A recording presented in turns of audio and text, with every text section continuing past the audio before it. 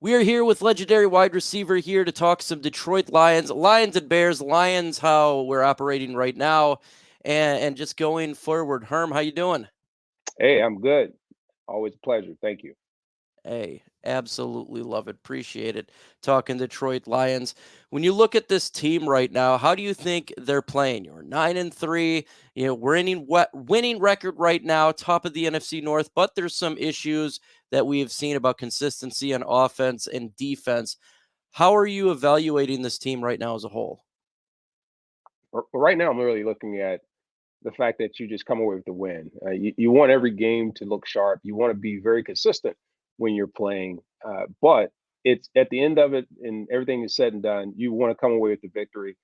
Uh, Being on the path that they're on right now, yes. If we go back and look at really the last three games, those are the games that I would say, okay, this is what they really have to focus on. Let's collectively look at everything that's in those three games that need to be cleaned up because they seem to be happening in each of those games.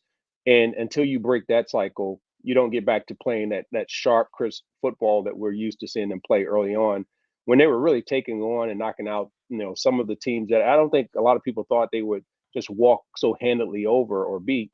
But when you get up on a team like they did last week with the Saints, and then you have them come back, and then you're fighting down to the wire, the really good teams are not going to allow that to happen, and especially when they've given up the football that many times, they've had those type of turnovers. So cleaning up some things defensively, yeah, you hit the nail on the head. I think there's some things offensively they could be a little bit more sharp with.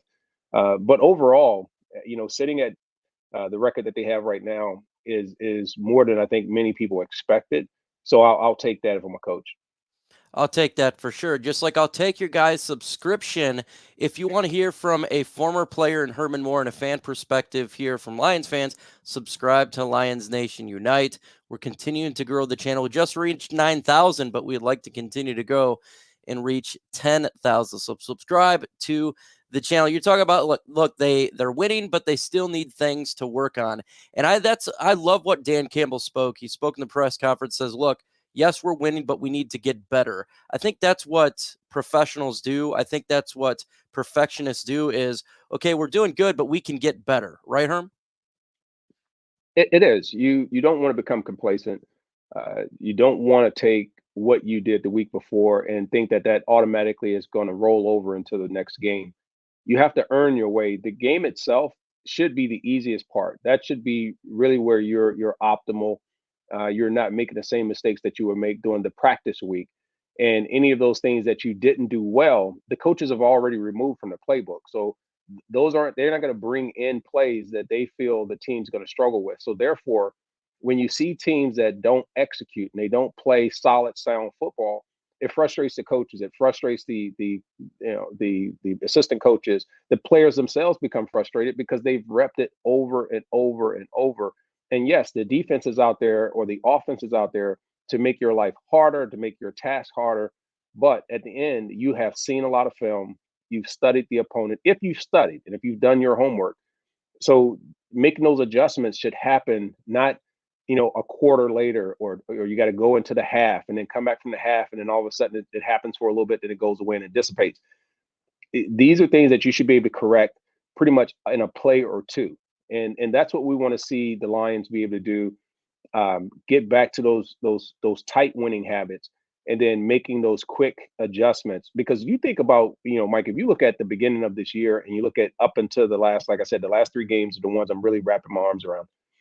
And even though they're 2-1 in those games, there's been some really inconsistent football. There's been a lot of turnovers by the opponents, and yet the Lions are squeaking away with the victory. They're getting in there, but they're not dominating. And you have to dominate when teams are turning the ball over two, three times, four times a game. 100%. Because if you're going to go against teams like the Philadelphia Eagles, San Francisco 49ers, Dallas Cowboys, you can't make those type of mistakes and expect to win. These guys are good football teams. They got great players, good, well coached. You got to be fundamentally sound across the board to compete with the high end teams. In the Army, we have after action review after every single training exercise. You can do it all day, even if you're playing or training at a high level. There's always something to critique. That's what makes you a pro. That's what makes you that elite status. So I love critiquing even when things are going good. Even if you win, there's things to critique to get better because that's how you improve yourself. I do like that a lot. When you look at this defense, what is the problems here? Is it a combination of lack of talent? There's injuries? Is it scheme? Is it players not winning their one-on-ones? We're seeing the deficiencies on defense. What do you think is going on here? Well, one, they're being challenged. If you look at the defensive set, when they go into man or they go into zone, whether they go with pass rush, they can have some success in pockets. Typically, you can see when they are the more talented unit over the opponent's offense because there's a consistent dominance that takes place throughout the period of the game. I mean, I even thought that was what we were seeing against the Saints. But when they get dialed in, it's about one, are they adjusting? Because once the other teams figure out what you're doing, or they adjust, or they come out of a funk, or they get their act together, what does that do to your defense? How quickly can you adjust? How quickly can you make moves to continue to get in and have those plays that are disruptive and that will change the course of a game? What I see is there are teams that are finding ways to expose the pass rush. So if they get aggressive with pass rushing, how do we now adjust offensively with short passes, or we attack the line of scrimmage quicker, or we get the ball to the receivers in the passing game a lot quicker? If they are sitting back a little bit softer and playing zone or playing down in distance and playing a change, teams are figuring out, okay, we're not going to go for it all, but we're going to get that 6, 7, 8 yards, and we're going to make it second or third and manageable. And once they get into that rhythm, it seems like it becomes a little bit harder for this defense to disrupt that and get them out of it.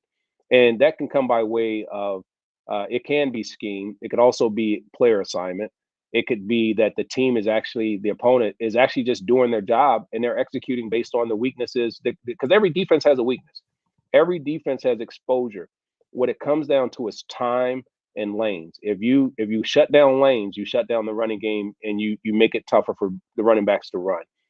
If you get to the quarterback faster, and that's why you look at passer time, like how much time does a quarterback have in the pocket? That determines the effectiveness of letting routes develop down the field. And when you can disrupt those two elements of the game, you become an effective defense. And it's beyond just the players themselves, but the players are the ones who are executing the scheme. There's a player here that is just blown up this year. He plays tight end, a rookie, Sam LaPorta. What this man is doing this year is unbelievable as a rookie. Somebody who played obviously extremely high level, wide receiver, one of the best of all time. When you see Sam LaPorta, what do you see that just makes him so great? What I see in Sam Laporta that I'm impressed with is the fact that he is a young player. We've seen rookie tight ends come in, and the Lions have had their fill, right, of first round draft picks. They've had their top tight ends and all these things. But for him to come in and have the production, but the production with the confidence that we've seen, I thought I saw that in T.J. Hawkinson when he came in. I think Eric Ebron had it, but he had the struggles with catching and really catching hold to the offense until he actually got left Detroit, then went on to Indy, and then had his Pro Bowl year. Uh, and then Brandon Pettigrew, if you look at some instances where he caught the ball well and he had some success, and then it just kind of waned. But Sam Laporta seems to be the real deal. Like he is consistent all the way through. And I like the fact that he has size to him. He blocks well. He's a good, person to place within the running game, but he gets up the field. He's crisp in his routes. He doesn't overdo it. He doesn't make too many moves. I like the fact that he's fluid in terms of how he runs his routes. He's really understanding at a young age the concept of making sure you don't overrun the open area and get covered, and making sure you understand how to settle down in zone versus running away from a guy in man coverage. And in teaching that and route recognition, secondary recognition and coverage recognition, it's allowed him, I think, to accelerate being an integral part inside this offense. Lions got a big game on Sunday, traveling to Chicago, trying to get to 10 wins. The weather is going to be difficult. It's going to be 25 to 30 mile per hour winds. It's going to be sleet slash snow. How can the Lions go to Soldier Field and get a win on Sunday? When the Lions go and they take on Chicago, I think the keys to their success are going to be really containing Justin Fields. They got to make sure they contain any quarterback that wants to extend the play. That's been kind of an Achilles heel and somewhat of a problem for them uh, so far this season, and that's become very indicative. Also, I think defensively they have to keep the pressure on. They got to commit more turn. They got to get the offense to commit more turnovers. And then when that does happen, the offense has to be able to score and score not just when there's a short field. They're going to have to be able to sustain drives. They're going to have to put together drives and get back to that way of saying, you know what, no matter where we receive the football on the field and the change of possession, we're going to be able to take that down and either do one of a few things. One is either score, get into scoring territory, you walk away with some points, or you're going to have to continue to push your opponent back and make them have the long field and have field position, especially if you start talking inclement weather. It's always tough to throw the football. Anytime you have windy weather, the shorter passes are better because you get one errant throw or the wind catches a football. It can overshoot a receiver. It can come behind a receiver because it goes the wrong way, or all kind of things can happen. So I don't think the Lions are going to be looking to hit that third level, and even in the most cases, not too often in the second levels, other than unless down and distance calls for it. So this should be a really strategic game in terms of how you battle the weather, but you also come out and be aggressive defensively, and then offensively being very methodical in how you move the ball down the field, and that you can account for all of your drives. Sunday, Lions there at Bears. Do you think the Lions win the game? Do we get to 10 wins? Are we almost able to secure the NFC North? This will be a key game for the Lions to be able to have an opportunity to secure the North. Uh, where they sit right now is in a very dominant position. If they can go ahead and get one or two more critical wins, I think then it won't necessarily put them on cruise control, but it puts them in a path where they're going to be looking for a different position, I think, in postseason play, and they can more or less wrap up the NFC North. However, in this particular one, Chicago's going to remember the fact that they turned the ball over so many times and did that they did not have an opportunity to win against this Detroit Lion team. So they're going to remember that. They're going to remember that they were really their biggest nemesis and did the most damage to their team. Playing at home is going to be a challenge. That's always tough to play on the road, and especially we used to say playing on the road and in the division, it's always tough. So look for this to be not an easy game. I think this is going to come down to the run game, a couple of short passes, a couple of players making themselves become playmakers after having the ball in their hands on both sides. And then the team that can really control time of possession and also turnovers are going to be the one that wins this football game. Why should people like this video? I think people you should really like this video because you're going to get that in-depth information. You're going to get a little bit more insight as to what we are breaking down when it comes to the Detroit Lions and really the NFL as a whole. So this is the place to be. We have no one other than Mike that is holding it down, and then you get me on here as bonus. So you gotta like the channel. You gotta subscribe. Trying to grow, folks. Subscribe to the channel. Appreciate you coming on. Can't wait to talk to you next week. I appreciate it.